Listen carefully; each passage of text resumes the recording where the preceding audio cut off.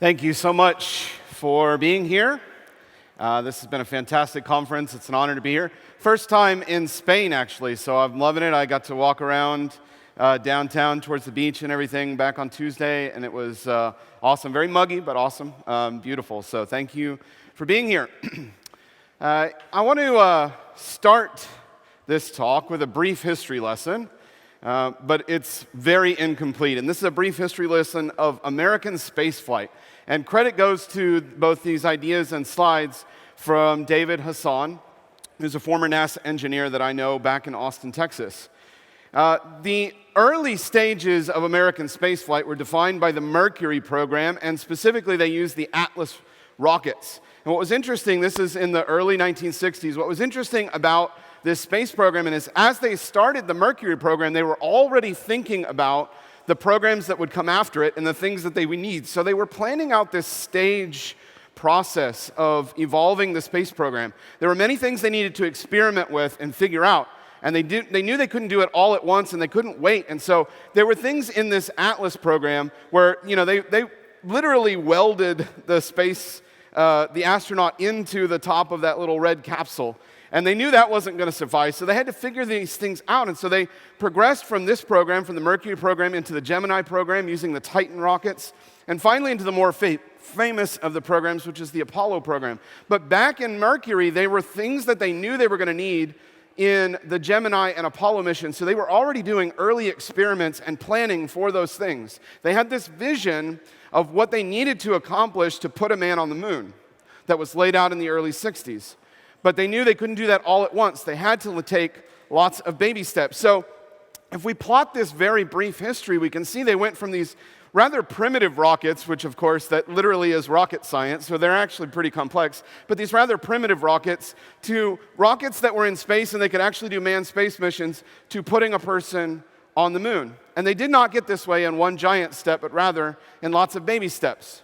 And I think there's a lot to be learned from that process that we can apply to our software lives. And so I want to use that as our theme in the early part of this talk, this idea of baby steps.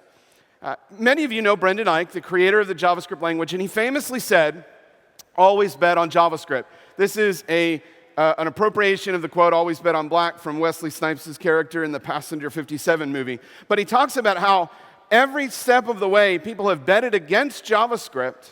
And every step of the way, JavaScript has continued to take these baby steps of evolution and been able to meet the challenge that people were betting against. They were saying it could never do this, and then it did. And they'd say it couldn't be fast enough, and then it did, and so on and so on. And he leaves it as this open-ended thing. Keep betting on JavaScript, because JavaScript keeps winning.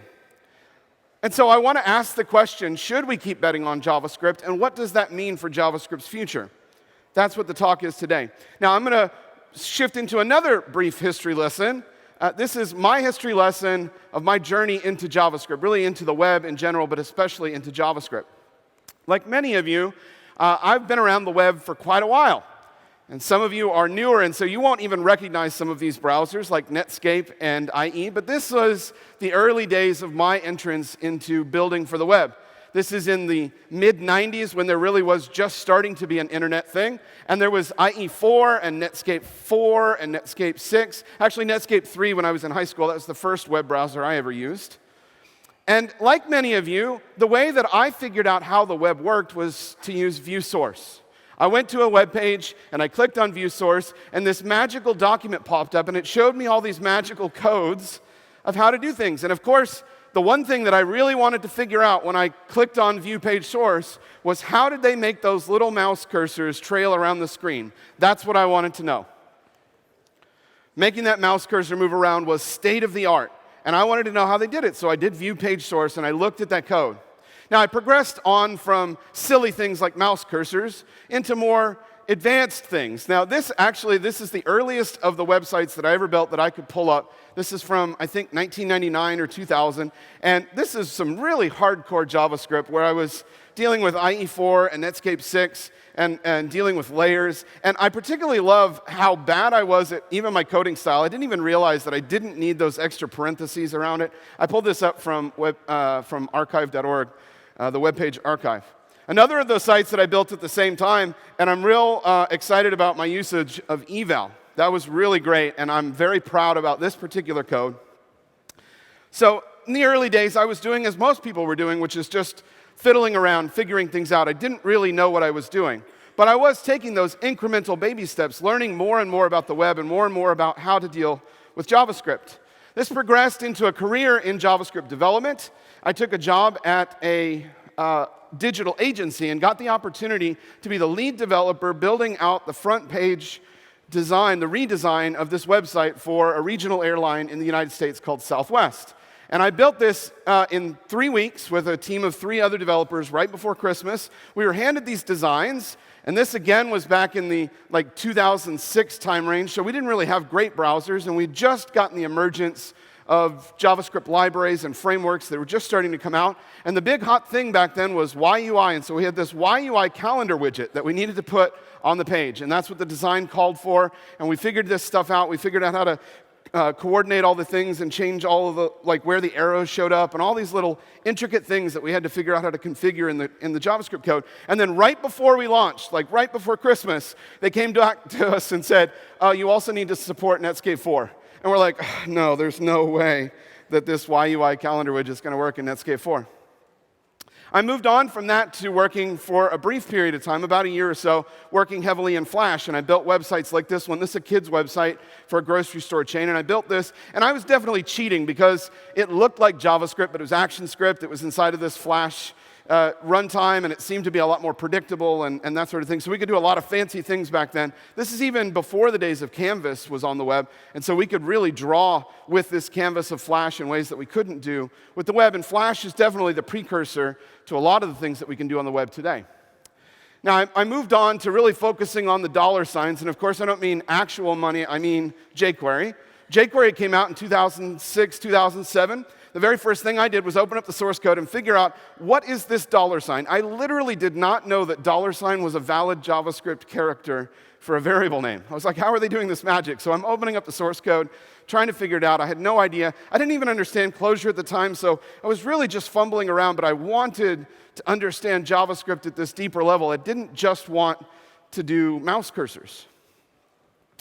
And so I began to work on some of my own open source projects. And this is actually the first project I ever open sourced, meaning I put it out there on the web. This is pre-GitHub, so this was open sourcing on websites like SourceForge and so forth. This was a Flash-based XHR, AJAX replacement, so that you could do cross-domain AJAX before there was such a thing. And this is some pretty amazing code that I wrote. This is, again, back in 2000, about 2008 or so is where we've advanced. So I'm starting to get a little bit better. I've got better code style. I'm not putting unnecessary parentheses in places. I'm certainly not using eval anymore. And then I moved on to another project, probably one of the ones I'm most known for, which is Lab.js. It's a dynamic script loader. And you'll notice that some of the same themes, the recurring themes of loading things, dealing with things dynamically. And Lab.js is still in place today, still used on many websites, and I'm actually working on a rewrite of that library. So that's, again, about 7 years ago now. So we're into 2008 and 2009 by this point. In about 2010, 2011, I've been speaking on the circuit for a while, and people started to ask me, hey, have you written any books? And I thought, I don't know if JavaScript needs any books, because we've certainly got JavaScript, the definitive guide, and we've got JavaScript, the good parts. And this is that famous, funny picture that's supposed to make fun of JavaScript, because there's supposedly this huge gap between everything you can do in JavaScript and the stuff that's supposedly good in JavaScript. And whenever I saw this picture, what didn't occur to me was to make fun of JavaScript. It occurred to me that it was sort of sad that there's this giant gap between these two, but it's not the gap between the good parts and the bad parts. It's kind of like comparing a set of encyclopedias to Cliff's Notes. Now, if you had a set of encyclopedias, there's no way that you could use those encyclopedias to properly prepare for a test. But also, if all you read was the Cliff's Notes, you certainly can't have claimed to understand that particular novel. There's a huge gap here, and there's something missing in the middle. And so I decided to fix that by writing a series of books called You Don't Know JavaScript. Many people know about those, so there I fixed it for you. In other words, my steps into this have been baby steps as well. I wasn't born knowing JavaScript the way that I do today. I had to take all of these same little steps and all of these same little stumbles. And those baby steps and those incremental progress have been good. Yet again, not another history lesson, but now let's focus on JavaScript, the language.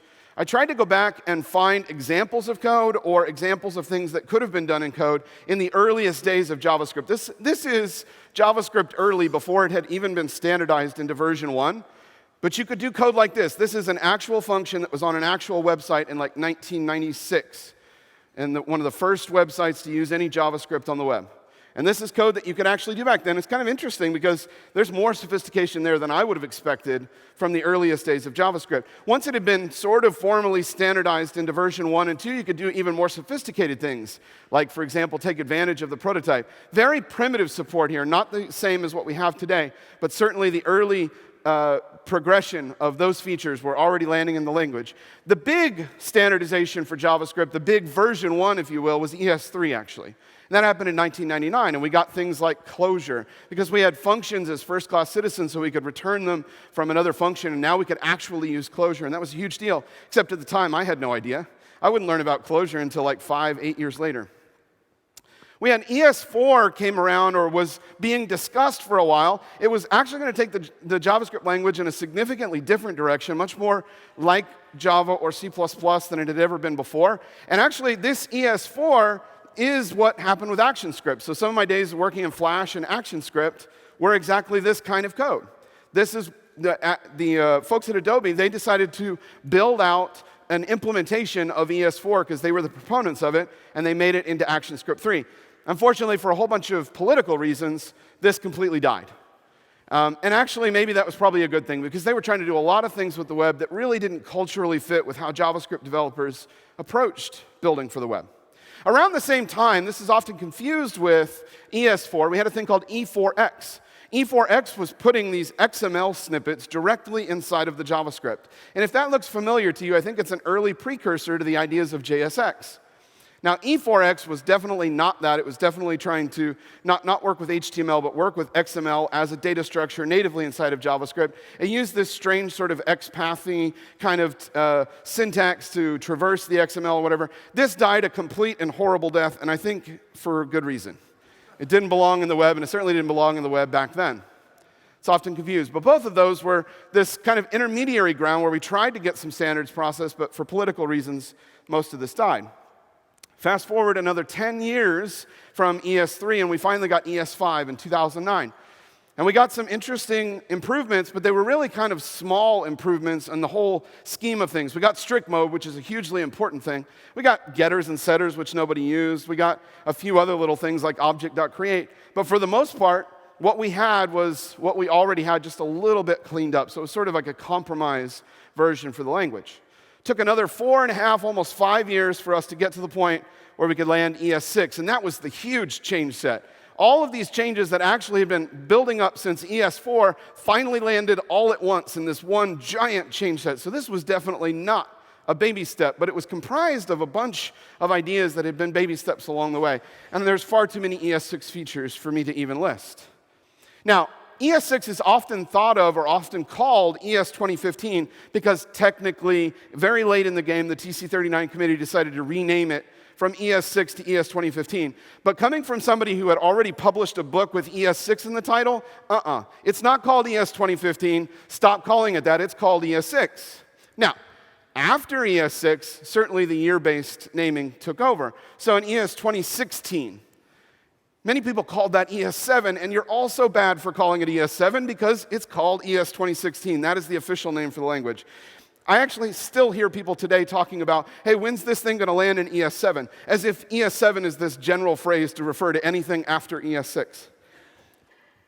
So don't call it ES7, call it ES 2016. Very small change set. We got array.includes, and we got the exponentiation operator. That's it. Just two tiny little features. So it's almost like we got small and then giant and then small. It's like we're kind of swinging back and forth. But again, all of these things are comprised of tiny baby steps. Then we had ES 2017, comparatively quite a bit more. One of our favorite features for most of us is async await, finally landed in ES 2017. That's the promise of being able to deal syntactically with promises in a more sane way. And there's a whole bunch of other things that were added as well, but ES 2017 was largely defined by async await. Earlier this year, we got ES 2018. And ES 2018 added several things which are really important, including not only did we have async functions and generators, but now we have async generators. It's kind of filling in the final last piece of the puzzle for dealing with asynchronous programming. So now we have an asynchronous generator that can both yield and await at the same time, and that's super important. We got asynchronous iteration with the 408. We also got some interesting improvements to regular expressions, like named capturing groups and look behind assertions. Those are things that should have come in a long time ago, and we finally have those added as well. So the story of JavaScript has been these little baby steps, and it's made certainly quite a lot of progress. You're probably tired of me talking about baby steps at this point, but there's an important reason why we should be thinking about how, when you're taking baby steps, are you thinking about where you're going to land, where you're going to end up? Most babies aren't. I would say that up to this point, we could certainly feel a theme that the best progress is the progress that's been incremental. And that's definitely been true of a lot of our industry. So, with that in mind, where are we going to be placing our bets as we go into the future? Are we going to be placing our bets in the same way, or should we be thinking about things differently? Should we be shifting our strategy about what we're betting on?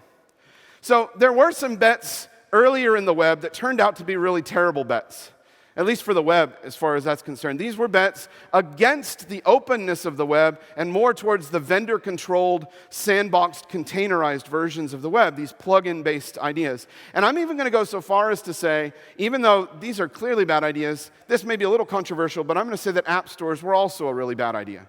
Eventually, we're going to say that was not a good idea for the history of the evolution of computing and of mobile computing and so forth. So these were not such great bets.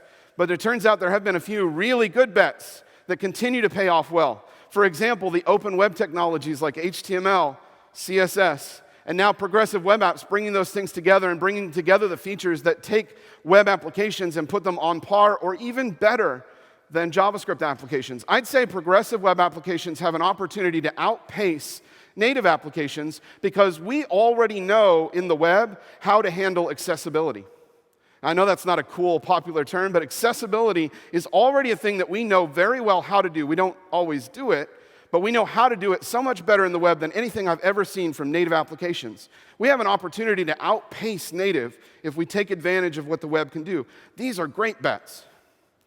Now, the International Space Station that's still flying around up in space was a famous collaboration between two space programs. Others were involved, of course, as well, but the United States and Russia combined their efforts together. They had to figure out how to agree on metric versus the other units of measure and all these other things, and they figured out how to build a space station and put it up in space.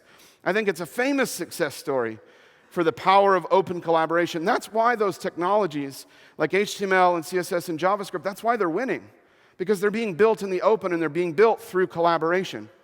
And those have always turned out to be good bets. In fact, not just in our industry, but really throughout all of history, the best bets have been on open collaboration. But there is change afoot. There is something happening. There is a fork occurring within the space industry, of course. There's a fork between state-run space programs and privatized space programs. And we're not really sure exactly where that future is going to leave us, but it's definitely going to leave its mark. It's definitely going to be a different sort of story several years from now than it was 10, 15, 20, and 30 years ago. But there's also a fork happening in JavaScript.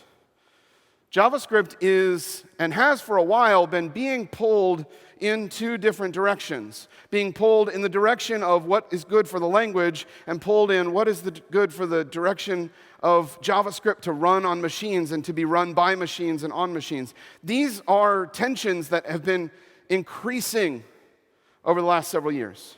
And what I want to talk about for the balance of my time in this talk is I want to talk about what that means and whether our bets are still well placed in this sort of divergent potential future. I want you to imagine if we had two rocket ships here on Earth, and one of them was plotted to one of these galaxies, and one of them was plotted to go to the center of this other galaxy, and we left Earth at exactly the same time.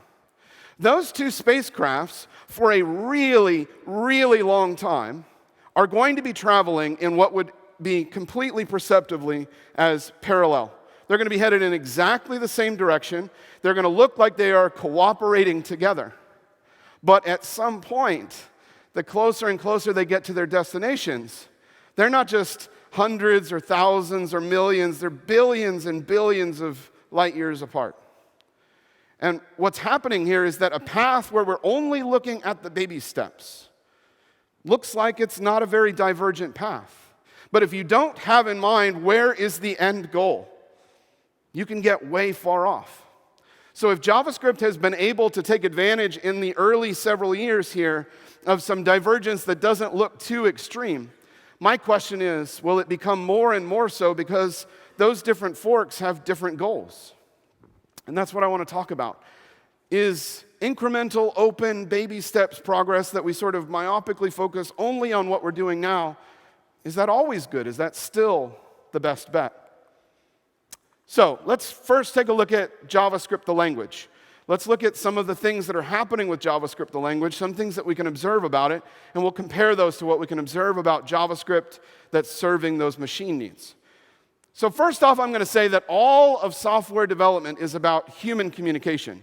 Now, this phrase, code is human communication, I've taken out all the unnecessary spaces, all the unnecessary vowels and things, and you can still figure it out. Your brain is still able to figure it out. But I don't think there's anyone in the crowd who would argue that this is the most effective way to get that message across. This is a far more effective way to get the message across. Sometimes we focus on shorter is better. If I can take out more characters from my code, it's better. But actually, I think that's focusing on the wrong thing because code is not about the computer. Code is about expressing ideas to other human beings.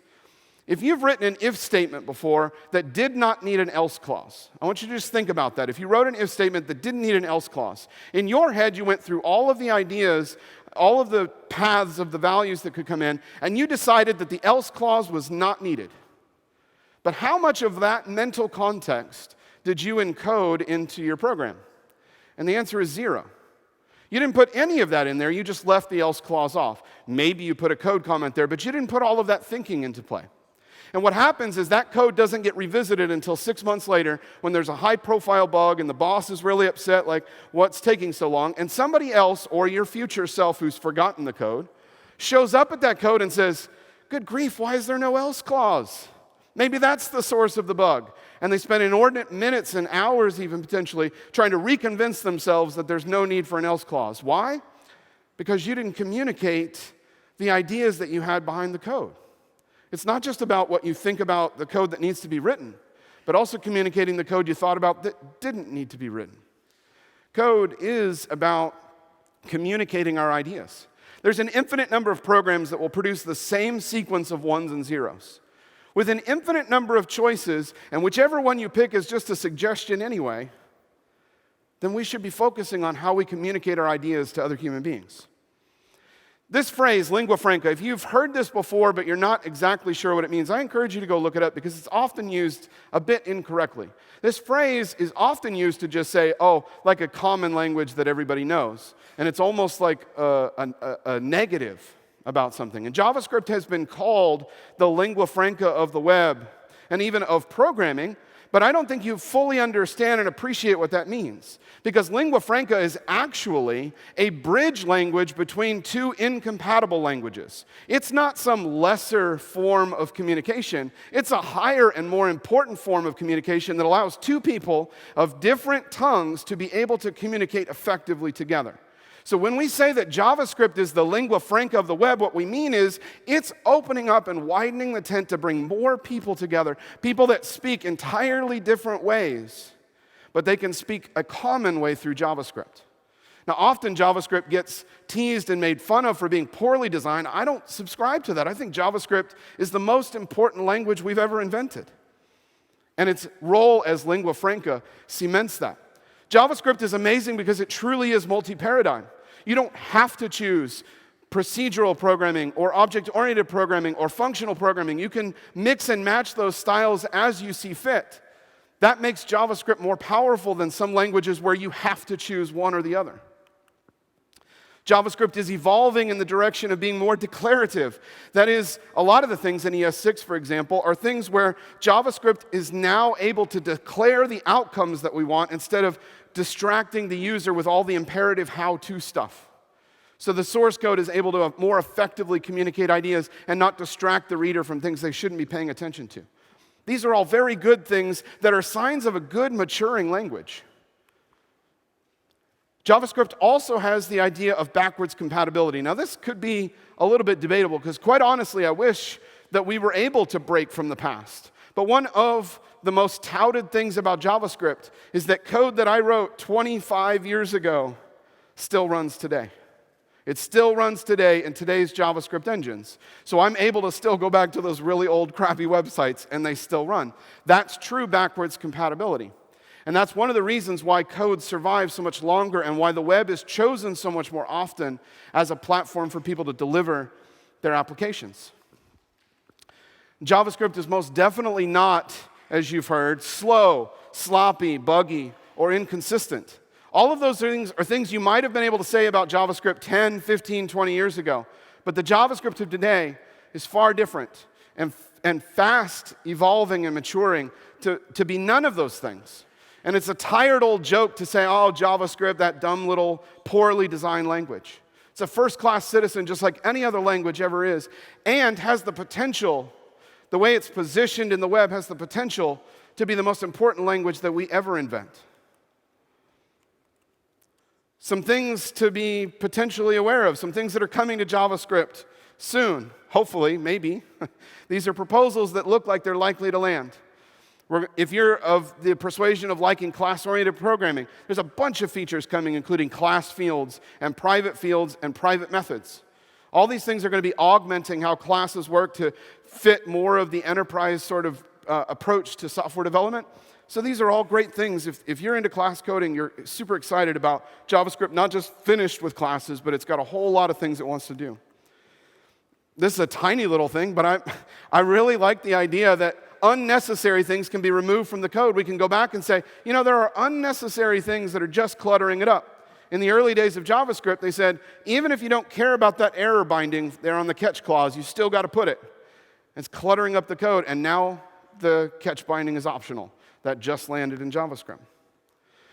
Things like making our numbers more readable by being able to put a separator between the digits in our numbers. Makes our source code more readable. This does absolutely nothing for JavaScript's ability to run the code faster. This is about making the language more readable and more communicative. And that's so important. And things like optional chaining, which are very verbose if you have to keep checking if something is undefined or not. Now we'll have these optional chaining operators to make those things go much quicker. So the truth is that JavaScript, the language, has come a long way from 10 days to now. It's like the early rocket compared to the rovers that are driving around on the surface of Mars right now. But what about JavaScript, the machine? Because it certainly has been coming on over the last 3 to 5 years, is getting more and more attention, and I would say is starting to heighten that divergence, that gap between the two. It used to just be, well, we'd add a couple features in, but now we're going in significantly different directions with JavaScript. One of the reasons for that is there's increased demands. There's a wide constituency for the web, and there's a wide constituency for JavaScript. People want a lot of things out of the language, so it doesn't just evolve based upon someone biased like me who's a teacher that says, hey, let's have a feature that makes it cleaner to express an idea. They also have to respond to the concerns of somebody who's building this hyper-optimized game, and they need some kind of, SIMD extension so they can do parallel math, right? So it's got to pull in these different directions. And I'm not saying that serving those different constituencies is bad. I'm simply saying that only focusing on the tiny baby steps without having the roadmap in mind, it can lead to a destination we may not like. Some examples of things that have been added to JavaScript, which I really don't think are there for anybody to actually write. I'm not really thinking that very many people are ever going to write their own proxies. They're cool, they're interesting, they're magical, but nobody's going to hand author the proxies. This is the stuff of frameworks. This is the stuff of transpilers. Typed arrays and data views, again, unless you're doing some really high-performance math sorts of things, in graphics processing or other things, you're probably not diving into the endianness of the bitwise representations of numbers in your browser. That's probably a little too low level for most of us developers, but this is important stuff because there are very important libraries and frameworks that are making use of these kinds of things to squeeze out every last ounce of performance. This one sort of hit me out of nowhere. I didn't even have this on my radar screen. Early last year, we landed shared memory. literally support for being able to run JavaScript multi-threaded. The ability to have 2 threads of JavaScript share a memory segment. That just landed like poof out of thin air. And then we started realizing, well, that can be a problem because we don't have any primitives in the language for how to deal with threaded concurrency. So we better fix stuff like just checking with an empty while loop. That's not going to cut it. And so we added atomics. Very low-level things, which I'm sure nobody's ever going to write their own atomics code, but there's going to be frameworks built on top of this that allow us to manage concurrency across threads in JavaScript. I stood on a stage like 3 or 4 years ago and very stupidly said, JavaScript's never going to have threads. And then I ensured that it happened, right? It landed in the language because there's a desire to make threaded programming in JavaScript work. Most of us know that the code that we ship is not even the code that we write anymore. There are so many separations between the code that you type into your code editor and what actually runs in the browser. And an example of that, there are many, there's Webpack and others, but an example of that is the Babel transpiler. Babel takes this nice, beautiful code that we write and turns it into this amazing code here on the right. Now, that's necessary, obviously, because we want to bridge the gap between what the language can do now and what the browsers we're supporting could do 5 and 10 years ago. I certainly understand the need for it, but I don't think we really step back and realize the barriers to entry that this is creating. Not only the tooling barriers to entry, but just from the perspective of the code that's running on the web is so vastly different from the code that the developer wrote, that the question that comes up for me is, how is a developer supposed to do that whole view source thing anymore? How are they supposed to onboard to the web when we've created so many layers of abstraction in the advancing of all this great technology, which is awesome and I've been super excited about? Did we lose sight of the fact that the way people got onto the web was view source? Now, you're going to say, well, we've already got that solved. We've got source maps. Source maps are how you go from your initial code that you wrote to the code that's running inside of the system, inside of the browser. Yeah, sort of. There's some problems with source maps. Namely, stack traces and watch expressions. They don't really handle like vastly different languages. They don't handle the case where you wrote 2 lines of JavaScript and then it's actually running 5,000 lines of transpiled JavaScript. That doesn't really work quite the same way. And then the question is, what if there's multiple steps of transpilation? What if you have a JSX compiler and then you have React and Babel and then you have Uglify and you have all these different steps? And what if there's a problem right in the middle? In between them. Multi-stage source maps are an idea, but they're not actually a thing that really works out in the wild. So the question becomes, will somebody be able to come to the web 3, 5, 10 years from now and have any idea how it's going? They're not going to want to make mouse cursors anymore, but they're going to want to understand how you build all those widgets. And are they going to have any hope of doing so? TypeScript is a fantastic tool. I don't use it personally, but I get asked about it a lot. I think it's a fantastic tool, especially if you work in an environment that requires you to go between statically typed. You don't want to switch your brain into the dynamically typed world. I totally get that. TypeScript is fantastic. I love their interfaces feature. That's a really cool feature to create this idea of what a data structure should happen, and you can switch out the implementation under the covers. Interfaces are fantastic. So TypeScript is another one of those tools where the code that you write is not at all the code that's shipping to the browser, and it's creating more and more of these barriers. These are all demands that we're putting onto the language that are not about how JavaScript the language can be better read, and more about how JavaScript the language can be better compiled to.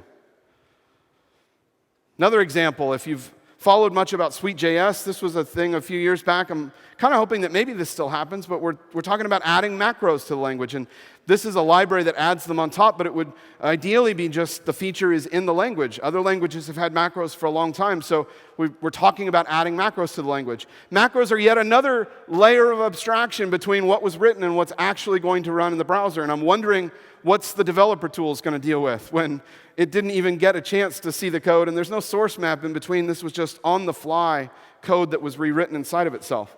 This is an example of a macro that takes a let declaration, which is the silliest of things, but it takes a let declaration, transpiles it into this thing, basically. Not really transpiles it, but that's effectively the code that's going to run in the browser.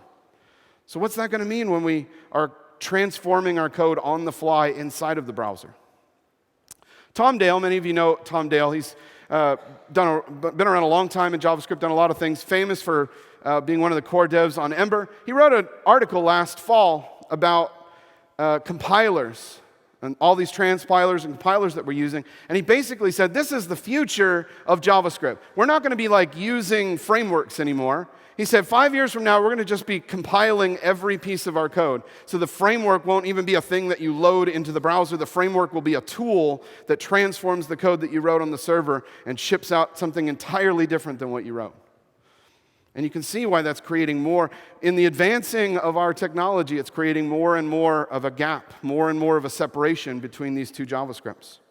Now, I got interested in, well, maybe I could experiment with building my own sorts of syntax extensions and building compilers. And so I came up with an idea. I'm kind of into functional programming. I came up with the idea of defining this syntax where you could put the two parentheses on a function declaration to define a curried function declaration. Instead of having to use a tool to do currying, you could just define it directly in the syntax. Got some early feedback from people. People said, oh, that's cool, that would be interesting. So I thought, hey, you know what I'll do is I'll build a little extension on top of Babel just so we can play with this and see how it works. So I started talking about that, and I immediately got shot down by a few TC39 members. Not because they didn't like the idea, but they said, absolutely, positively, do not go make your own compiler. Don't make your own extensions. We don't need experimentation because we don't need developers fragmenting on what they figure out and what they start shipping. If enough developers liked your compiler and started writing that code, now you've made that a dependency, even if we don't want to put it in the language. So they were very concerned with this idea of experimentation. Apparently, you can only experiment if you happen to be on the committee. I don't know.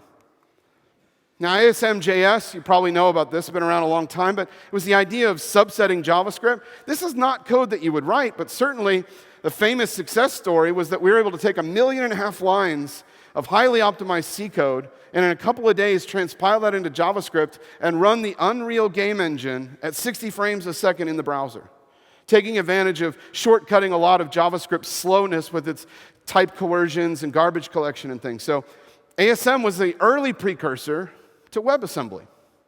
Now, WebAssembly is a fantastic technology advancement. I'm absolutely excited about opening up the tent to more and more people wanting to write code for the web. If you're not familiar with what WebAssembly is, essentially, you can take some language like, say, Go or Rust and compile it into a representation of code that the JavaScript engine, not the parser, but the engine itself can understand. It looks kind of like this. And the real important thing is that you can express things in this code that you cannot express in JavaScript, the language. So that relieves some of the stress to change the language to suit some of the needs, for example, threading and things like that. But also the big win is that this code is supposedly a lot faster for it to process in the browser. So you do most of the work ahead of time in a compilation step, and it reduces the parsing time to almost nothing. Ironically, WebAssembly will probably be targeted by almost every language in existence except for plain old regular JavaScript, because the way that it works is based on types. So if you're using TypeScript, great, you'll probably be able to target WebAssembly, but if you like to use regular plain old JavaScript, old school like that, you probably won't ever be able to target WebAssembly. And again, I ask the question, what does this mean for our future of view source?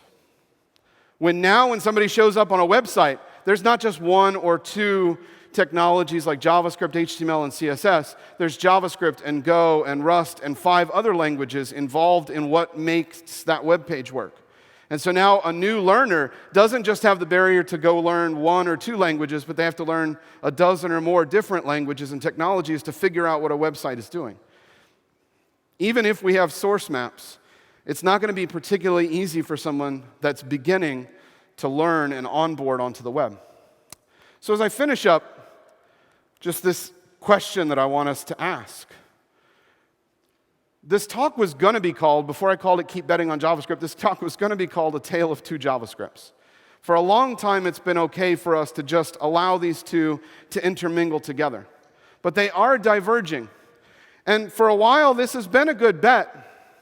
But my question is, going forward, are we going to be betting on this dual direction of the language? Is that going to be healthy for us? Are the same bets on JavaScript that we made 10 and 15 years ago that were great bets, are they still going to continue to be great bets when we're betting on two entirely divergent sets of goals? I'm not so sure. So I want us to have better, more responsible conversations about it, because ultimately I think what we need is to be placing our bets that humans are going to keep dealing with JavaScript. We're going to keep writing code, and we're going to keep communicating our ideas. Thanks very much for your time. I appreciate you all being here, listening to these thoughts.